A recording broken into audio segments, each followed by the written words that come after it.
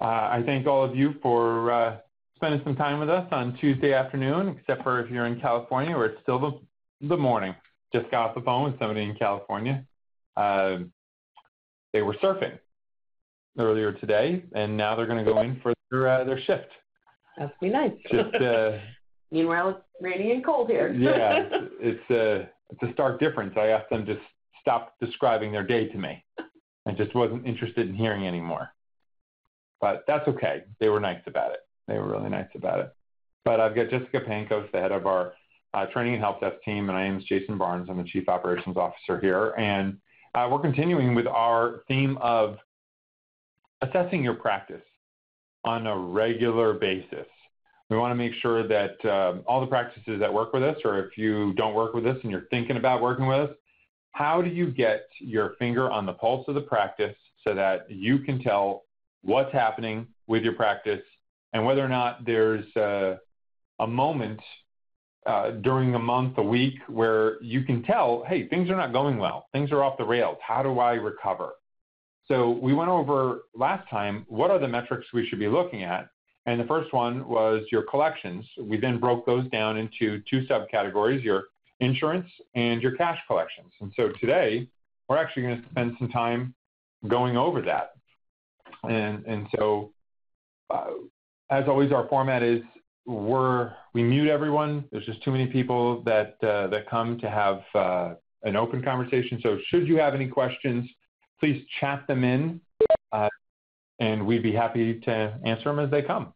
So what I'm going to do here is I actually brought up data for one of our practices here. It's anonymous at this point, but I do want to focus on it for a moment because this practice is one of our more proficient and highly influential practices. And I know I'm thrilled that they're with us because they teach us a lot about how to run a practice as well. The art of practice management is always evolving. Nobody has all of the answers, but together we come pretty close with this particular practice. So we're actually going to review this briefly. This is what we call our radar chart. And what this is allows you to look at practice performance across a lot of different metrics, all in one view with two snapshots. And this particular snapshot goes over a long time period. That's a time period of October of 2014 to February of 2016. And so we're able to take a look. Oh. It's because you don't have it filled in. Oh, well, that's not the way I wanted that to happen. I'm just looking if there's any other profile that I can use. So what we're going to do is, unfortunately, this isn't allowing me to drill into the historical data. Right now, you can see that the total collected is $93,000 for the month of October of 2014. And for the month of February, they're projected to hit $96,505. Might be hard to see, so that's why I'm reading it out. No one knows if that's good or bad. How do you know whether or not collections are where they're supposed to be, or whether or not you're going to perform well this month or underperform? Why? Why is it so challenging? Because you might have a lot of visits this month. And if you look, they have 1,174 visits and $96,000 collected. We can tell because this is what their visit count is up here in the top. But a year and a half ago, Jeff, they had 2,169 visits and almost the same amount in collections, 93,000. Today we want to talk about how these numbers don't exactly add up. You want to look at collections, but a lot of things can cause collections. One of the things that practices often do is try and correlate the high visits to high collections. You typically think, as my visits go up, my collections should go up. Most practices, that ends up being true. But in this particular case, collections went up, and the reason I chose this particular month is visits are way, way down. The reason for this is the month in which you're collecting money typically isn't the month that you saw the patient. That those collections are attributed to a distribution of payments that come from the previous month, the previous 6 months. They can come from as far away for a personal injury account that reached a settlement on some sort of litigation from 2 years ago. So that's one way of looking at it, is you're going to have the bank account fill up this month with payments for dates of service that range for the last 2 years. But their target, and when they hit it, is this month. So how on earth is a practice owner supposed to know whether or not they're doing well for this month? I've got an answer for you. You don't know, not by simply looking at the number. As a practice owner, you cannot allow yourself to become complacent by simply looking at your collection number for the month. And you have to ask other questions such as, well, my visits went up, why didn't my payments go up? Or my visits went down. What's that going to mean for future months? So we're going to explore a little bit more of that. Here, you're going to look at that correlation between high visits of 2,100 to 181,000 billed out to a drop of 1,174 visits that equated to $106,000 in billed out charges. What does this typically mean? It means that you're probably going to have a fairly large dip in collections coming up. Forecasting those things is huge, and as a practice owner, you have to have a tool that allows you to look at these things all in a real convenient way. You can't spend all day looking at these reports, and if a biller provided them to you in some sort of spreadsheet format, I'm almost tempted to bring everyone off of mute so you can say in unison, are you going to read them? And the answer collectively we find is no. I'm not going to read through the reports that somebody sends me. It's got to be easy, and I have to know what to do about it in the case where I see some sort of problem. So on our radar chart here, you can see that patient visits in the month of October, where they hit 2,160, still on this particular axis, not really where they wanted to be. They wanted to be much, much higher. And 1174 left their pink, I'm going to call that pink, Jess. Yes, that's pink. All right. That pink vertice completely and totally at the zero value, meaning they didn't come anywhere near their goal. Visits and collections, everybody knew before I mentioned it, were interwoven. They're connected and linked. And so we want to be able to see that on the same, almost the same axis, your total collected is not hitting your goals at all. And one of the biggest reasons is you're not hitting your visits. That's not the only question that needs to be answered. So if you're not hitting your visits, you then have to go to the next level. Am I not getting enough new patients? Am I allowing patients to leave without future appointments? Am I allowing patients to no-show and not come back? In this particular case, their no-show goals, they're hitting their no-show goals. So you might want to revisit those no-show goals if you're not hitting the visits and you have the new patients that you're looking for. But keeping in the realm of just being able to assess collections.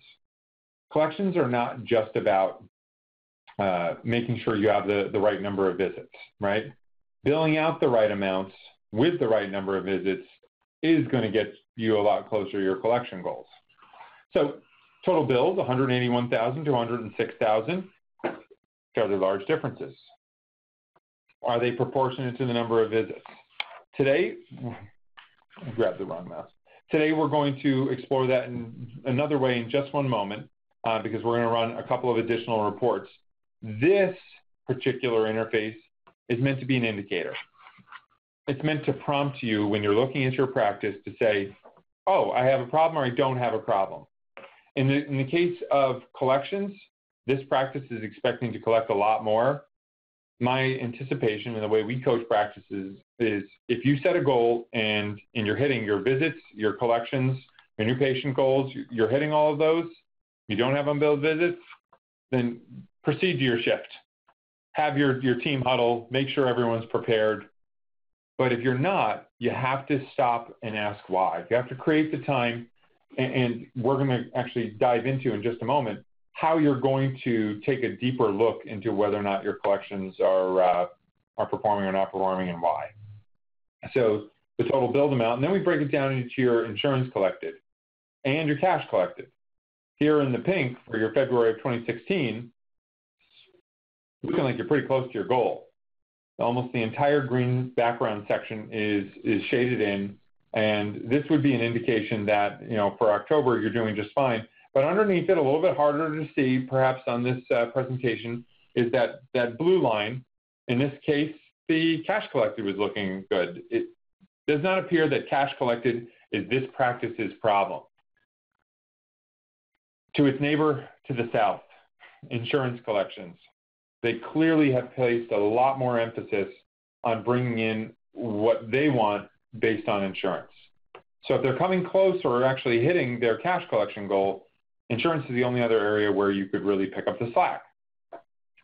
So this particular report will indicate right now that it's not cash, it's insurance, and it's telling you you've got an insurance problem.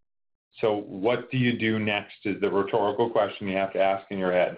If you don't know the answer, we are going to coach you to start doing a few things. First, you're going to have to break down collections into manageable snippets. Buckets, snippets, there's another word for that I could come up with. Sections, something along those lines. So you're going to have a number of reports that you can run here. I will direct people to our billing analytics. Billing analytics is a popular term, but not everybody's real well versed in how I should slice and dice my information to figure out if there is a problem and where it is. So we're going to direct you to go to your aging report. We've both got your aging report and your accounts receivable report. I'm going to click on your aging report first. And I'm pulling up live data here. So give it just one moment to populate. And we're going to go over how these specific things can be broken up into different categories. Categories, I think, was the word I was searching for there a moment ago. I don't think you're locked down anymore, so I think it's trying to bring up everyone's. Do you want to jump over to the demo account and bring it up there? Perfect. Thanks, Jess. So back to billing analytics, and we're going to go to our aging report.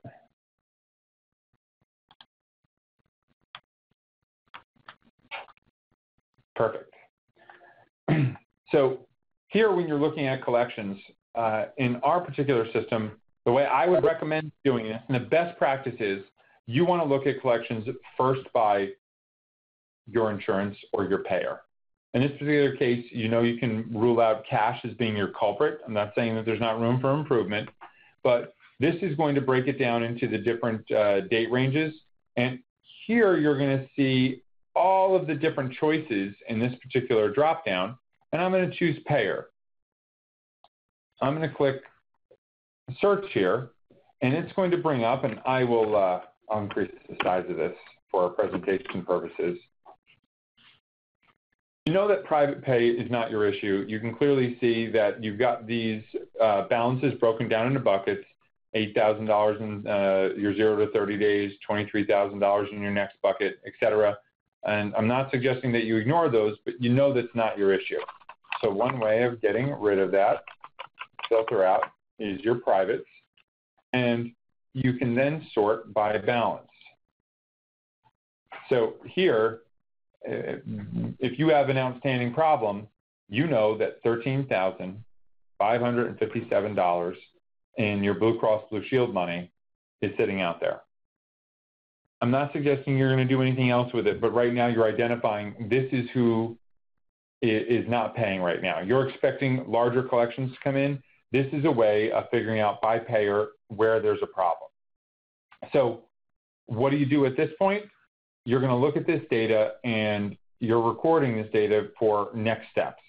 You're going to look at all of the different payers that could possibly be outstanding, and this is one way of saying, oh my gosh, this money is outstanding way too long. I don't know why it's sitting out there. But keep doing that. Move that over there.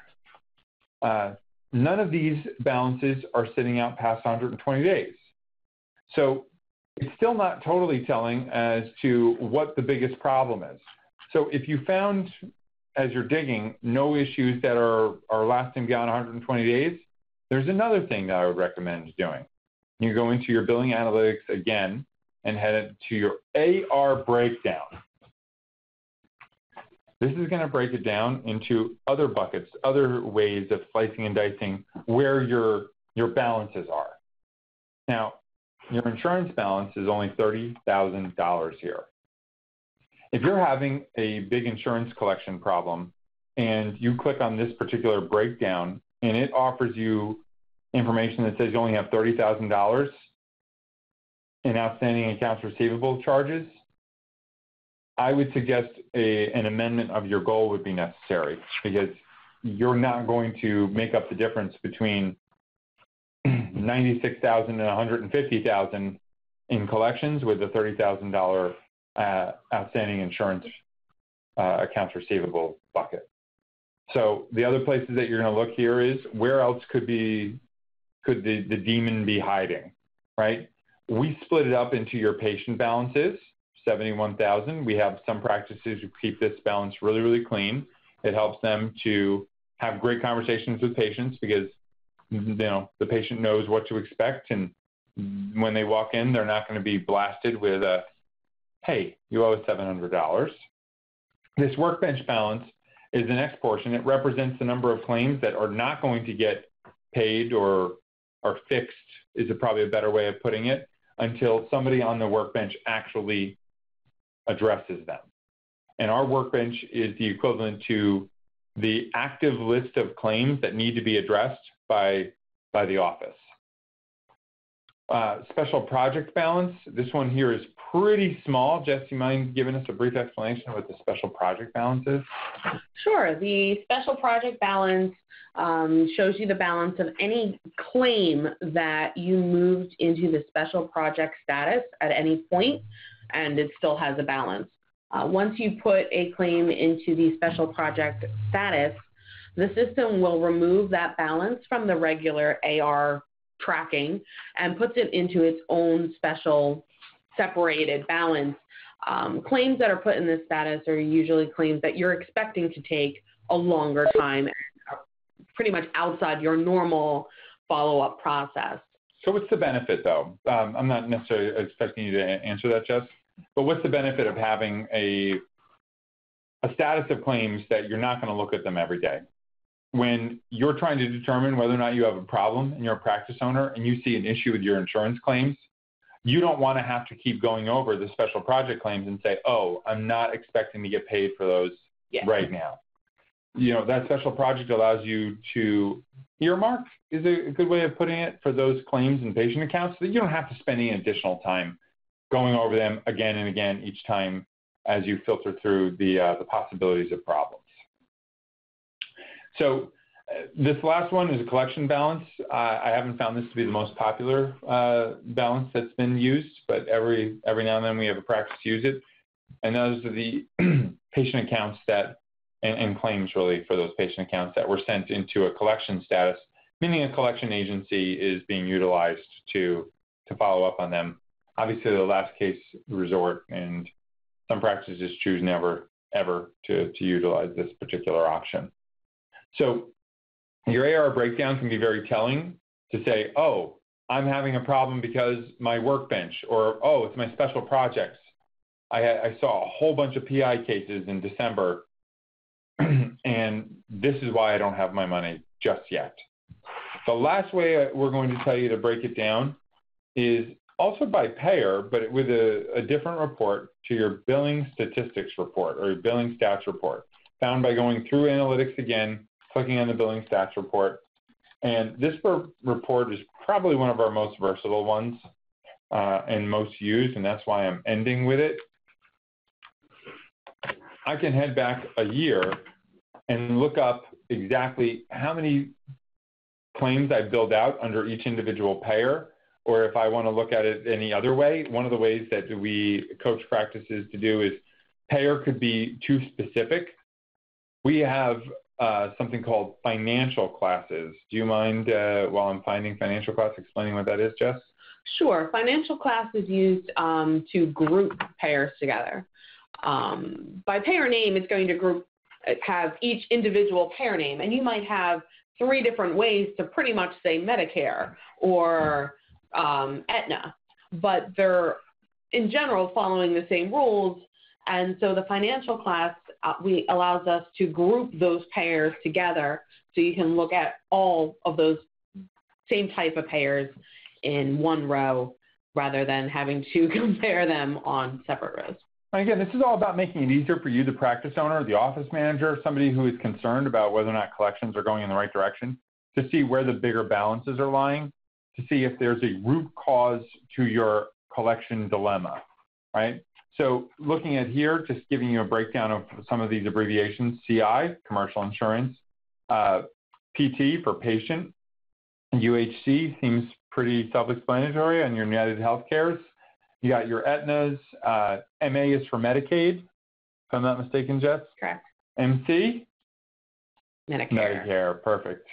The one I don't see up here is your WC, right? Isn't that a separate financial class for us, for workman's comp? Yes, but I think you're thinking maybe WK. WK, that's the one I'm thinking of.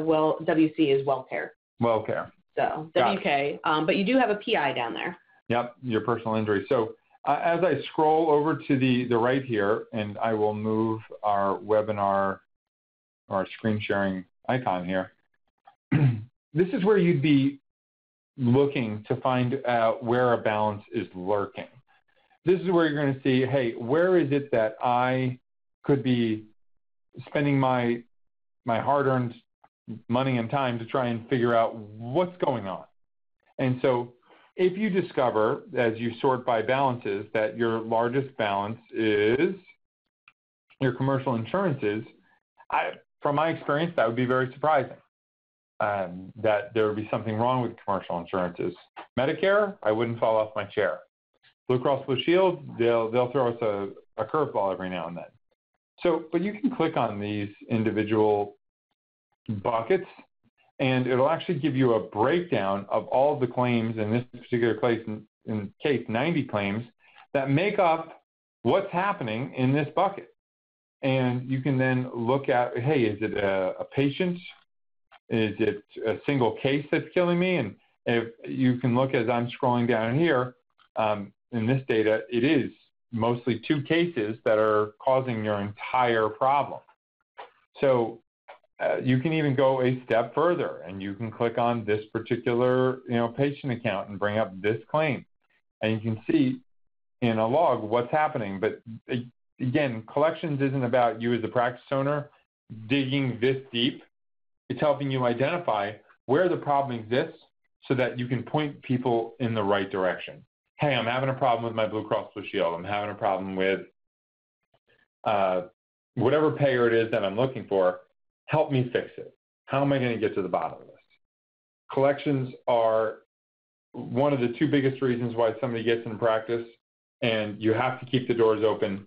We want to make sure that you have the tools necessary to go find out where a problem is, if one exists, based on your goals. So this particular radar chart that we were going over is based on your practice goals. If something is not going well, it's not because we don't think it's going well, it's because you don't think it's going well. We just provide you a tool to find out where that's happening. And then as you start an investigation, we give you the tools to lock down to the area where the balances are. And you can start with payers, you can start with a financial class, but then as you get deeper and deeper, you can isolate where the issue is and then take actions to actually fix it. You might not know what to do to fix it. It might be, hey, I've got an issue to our group. We'd be happy to help in that situation. I know I'm having a problem with my Blue Cross Blue Shield, or I'm having a problem with my commercial insurances. Can you take a look at it? Can you help me understand why they're not processing and getting paid? And the spectrum of answers, it's a myriad that we can't even describe right now. What could have gone wrong? So, but starting and making sure your collection goals are in place is the first step for you. You have to do that, otherwise we can't automate the notification of whether or not things are not working well. Now today I'm talking just about balances. We're going to get into a little bit more detail when we actually talk about, all right, balances are about getting all the right visits paid, but how do we make sure the visits got paid the right amount? That'll be the next step that we take, not next week, but the week after.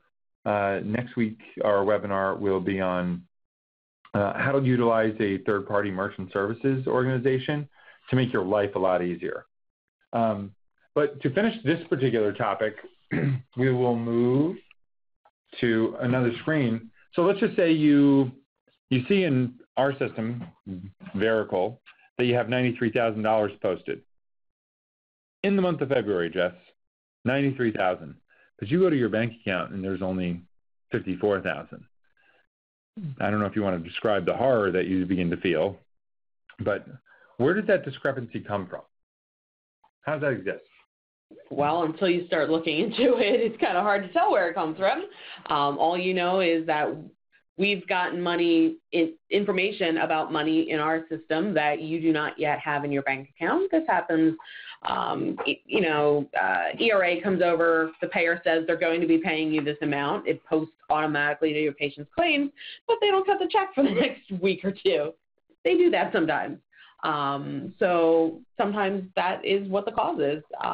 But until you start looking into it, it's difficult to say what it's always going to be. So with collections, the fact that it's posted in your system, it's like a football game where you keep getting down to the 3-yard line, but you never get into the end zone. It only matters if it hits your bank account. That's the only time when collections really matter.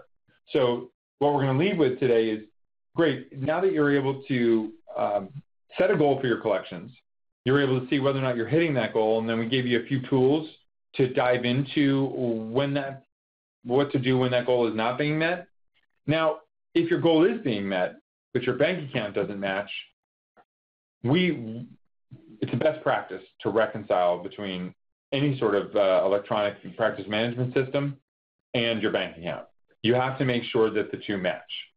And just one example in addition is, you see something hits the EMR system on February 28th, but it doesn't hit your bank account until March 3rd.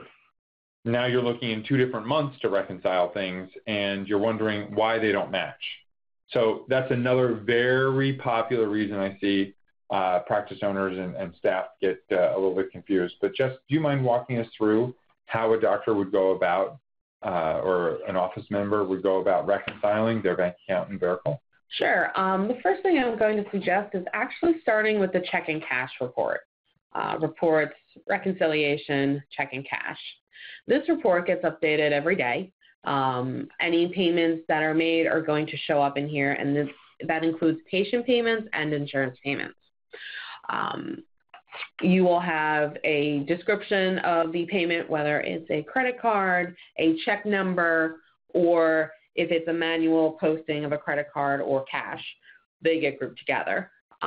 But you'll have your total. If you actually click on the little note icon on the left-hand side, you'll actually be able to see the individual patients.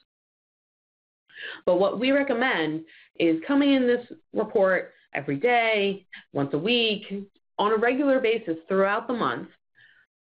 Match up your payment, your cash drawer, your checks that you have, credit card slips, with the items listed in here. Click in the deposit amount field. It will automatically fill in with the check amount.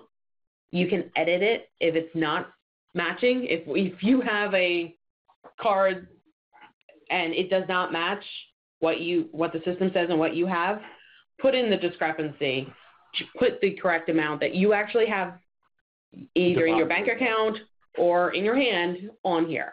Now, of course, any cash or anything, any deposit, any discrepancies you guys are going to have to look into, as we don't have access to your cash deposits.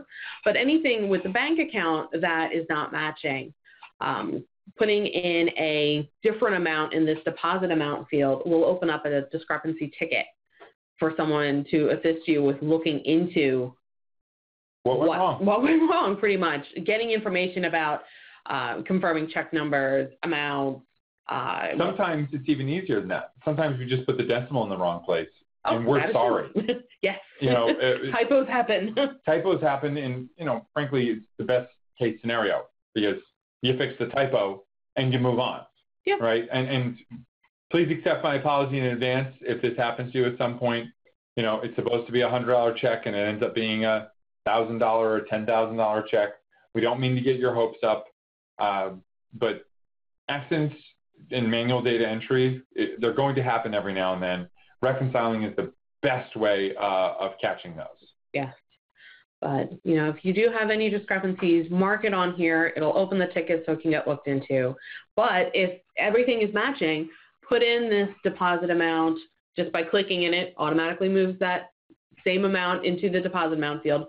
Click in the deposit date field. That will automatically fill in with today's date, but again, you can edit that for the date it actually hit your bank account. And if you do this throughout the month, at the end of the month, when the monthly invoice report runs, so as you see right now, we have January's up because February is not over yet, so we don't have February's yet. But at the beginning of the month, this report will run, and any of those deposited dates that you filled in will show up on this report. And that allows you to easily see which items you've already reconciled. So coming in here at the beginning of the month to make sure that we have all of your insurance payments that we get a percentage of correct, it's a lot easier to only look at those one or two lines that you had not yet gotten to on the check and cash report than having to do this whole list at the beginning of every month. That deposited date fills in here. You know you already looked at that. You can hit that confirm checkbox and move on to the next one. And that's where I see most people get their date ranges can get a little screwed up because in the check and cash report, can you go back to that for a second, Jeff? Right now, it's just defaulting to your last 100 transactions. But if you click on the advanced search, which I know a lot of people do, and they run a search over a certain time frame, and that's how they're going to do it. That's where you can get a little off because our posting dates and your check cashing dates, they're going to be different. And I didn't say they could be. I'm saying they're going to be different. Not all the time, but it can be. Yeah, anything that comes in electronically, they usually have a check date on that ERA information that we send over, and that's the date we put in as the posting date or the check date. But it can actually, it has a posting date of today, the 23rd of February, but it doesn't actually get put into your bank account until the beginning of March. Well, that in our system, it's still going to have 2/23 as the check date. And that's coming straight from the payer. And you're going to have March as your deposit date. And so when you use these particular reports and you run date ranges, just as a friendly reminder that those things are okay. Yeah, just extend it a little longer. If you're looking at February, maybe go back a week into January and forward a week into March. To finish out February. Yeah, finish it out. And when you do come in here, it does go to your oldest first. As you see, these are in here from 2012. So setting the date range, if you want to look at the newer stuff that you actually have been reconciling. All along. Yeah.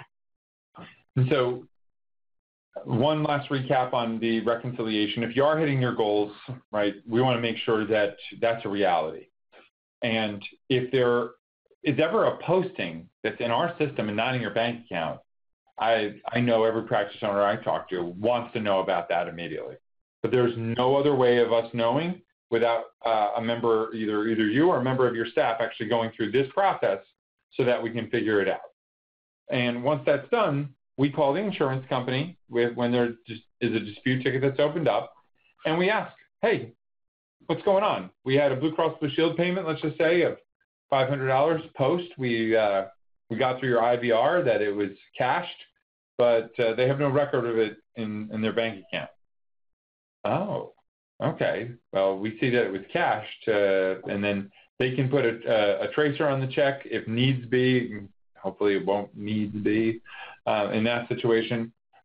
Or in certain instances, they can actually give you the right information where it says, hey, it was cashed on this date by so-and-so, and you do have it. Extend your date range. And if that's the simple answer, again, it's never fun to call and wait on holding with an insurance company, but at least you know you have the money. So I will open this up. If there are any questions on how to track collections right now, we'd be happy to open them up and see what we could do to answer them. Sure. The reconciliation reports are going to be under reports, reconciliation. You have checking cash, and then the monthly invoice was the one that runs during the month change from the 31st to the 1st.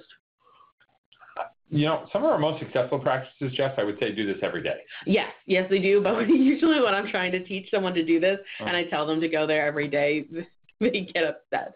So I start with just okay, then do it once a week. Let's just get in the habit of doing it, and then as you see how long it takes a week, maybe we can do. But if you do it each day, it takes 5 minutes rather than the half hour. Yeah, we've got some practices in Texas that I was able to go out and personally visit, and they do this every day, and it's like a warm blanket. They described it as they know things are going right, and in their previous system, they had to do this all manually. Meaning they had to print out a report and use a highlighter, and that just sounded really painstaking, and they never knew if they lost that page whether or not they went over that section of payment, so they have to do it again. Here, if you hit, confirmed, you're done. Yeah, on the monthly invoice, if you hit confirm, you hit save at the top, that's saved.